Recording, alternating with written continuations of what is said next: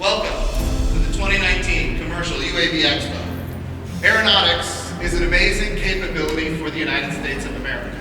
We export far more than we import when it comes to aeronautics.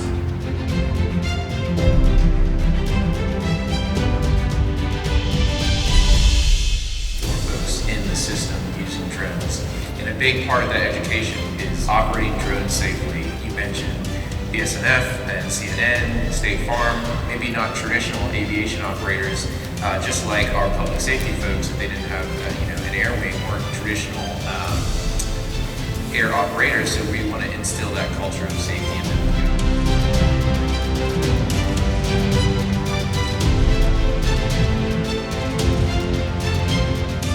There are limits to the technology at the moment, but I'm not sure that we've gotten close to them. So how can we begin to explore what is technologically feasible while maintaining a level of safety so that we can help show what the technology can do, and really that just inspires innovation. Drone and the data they collect is a component of a bigger workflow as opposed to some sort of stovepipe that kind of sits on the side as an R&D project or a proof of concept.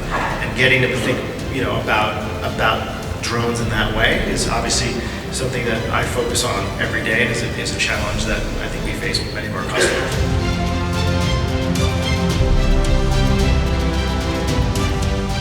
As we see kind of the rollout of automation, it's not going to be perfect, but I think that jet age has been so successful because there was a shared commercial, regulatory, stakeholder commitment to a crawl, walk, run approach to safety. Younger. A year and a half ago, the numbers were, the largest percentage was 40 to 59. It's now creeping down, which just tells us that the younger women are starting to enter into the industry. The economics is going to be a driver of public acceptance, and that's what we all have to work